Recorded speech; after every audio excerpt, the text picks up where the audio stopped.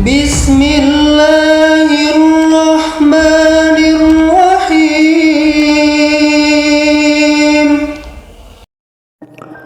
Assalamualaikum warahmatullahi wabarakatuh. Kabar sehat semua. Ada satu kisah menarik tentang sebuah hubungan keluarga, di mana Thalhah bin Ubaidillah merupakan salah satu sahabat Rasulullah Shallallahu Alaihi Wasallam. Namun ada sebuah kisah di antara mereka. Diam-diam Thalhah ternyata jatuh hati kepada istri Rasulullah Shallallahu Alaihi Wasallam, yaitu Sayyidah Aisyah radhiyallahu anha. Bagaimanakah kisah tersebut? Sebelumnya tekan tombol subscribe. Sebagai sebaik-baik umat yang mempelajari Al-Quran kemudian mengajarkannya kepada orang lain, simaklah video ini sampai selesai agar tidak salah paham. Rasulullah Shallallahu Alaihi Wasallam memiliki sahabat bernama Thalhah bin Ubaidillah. Berkat kesetiaannya dengan Rasulullah Shallallahu Alaihi Wasallam, saat perang Uhud terjadi, Thalhah rela melindungi Rasulullah Shallallahu Alaihi Wasallam dari tebasan pedang musuh. Ketika ia melindungi tubuh Rasulullah Shallallahu Alaihi Wasallam, tubuh Thalhah bercucuran darah karena 70 luka menancap pada kulitnya.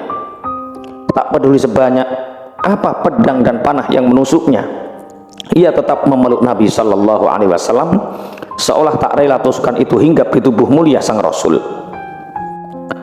Thalhah bin Ubaidillah berdoa, "Ya Allah, ambil darahku hari ini sekehendakmu hingga engkau ridho." Jari tangan Thalhah pun putus saat peperangan. Bahkan dalam silsilatul hadis sahihah, Rasulullah Shallallahu Alaihi Wasallam bersabda, barang siapa yang ingin melihat syahid atau orang yang mati syahid yang masih berjalan di muka bumi ini, maka hendaklah dia melihat Thalhah bin Ubaidillah. Thalhah yang mendengarnya pun tersenyum malu sambil menitikkan air mata bahagia. Namun di balik persahabatan Nabi Shallallahu Alaihi Wasallam dan Thalhah, ada kisah menarik di dalamnya. Ternyata Thalhah jatuh hati kepada Sayyidah Aisyah radhiyallahu anha, sebagaimana ditulis oleh Jalaluddin As-Suyuti dalam kitab Lubabun Kulfi Asbabun Nuzul. Dikisahkan pada suatu hari, Thalhah berbincang dengan Sayyidah Aisyah radhiyallahu anha, istri kesayangan Nabi Shallallahu Alaihi Wasallam yang juga merupakan sepupunya. Tak lama kemudian Rasulullah Shallallahu Alaihi Wasallam datang dengan menunjukkan wajah bias atau tak suka lantaran cemburu dengan gerakan isyarat beliau. Nabi Shallallahu Alaihi Wasallam meminta Aisyah untuk masuk ke dalam kamar. Melihat hal itu, Thalhah merasa malu, wajahnya memerah. Ia undur diri dari kegumam dalam hati. Beliau melarangku berbincang dengan Aisyah, padahal ia adalah sepupuku. Demi Allah, jika beliau telah wafat, takkan kubiarkan orang lain mendahului untuk melamar Aisyah. Gumamnya itu pun membuatnya arsy bergetar. Perkataan itu dibalas wahyu Allah Subhanahu wa Ta'ala yang berfirman dalam surat Al-Ahzab ayat 53 yang berbunyi, apabila kamu meminta sesuatu keperluan kepada mereka, maka mintalah dari belakang tabir. Cara yang demikian itu lebih suci bagi hatimu dan hati mereka.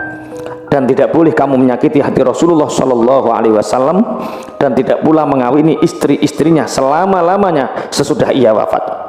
Sesungguhnya perbuatan itu adalah amat besar dosanya di sisi Allah.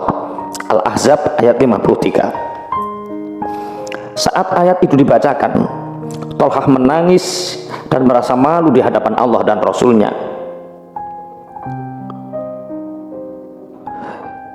Jabir meriwayatkan dari Ibnu Abbas, sebagai bentuk penyesalan dan tobatnya terhadap ucapannya, laki-laki itu pun kemudian memerdekakan seorang budak, menginfakkan hartanya di jalan Allah seberat yang bisa diangkut 10 ekor unta, serta menunaikan haji dengan berjalan kaki.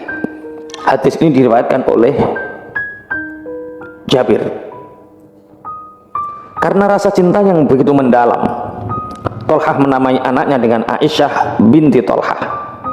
Anaknya pun tumbuh menjadi wanita cantik dan pintar. Bahkan sang putri dikenal dengan kecerdasan dan kebijaksanaannya. Wallahu a'lam bishawab. Semoga bermanfaat. Assalamualaikum warahmatullahi wabarakatuh.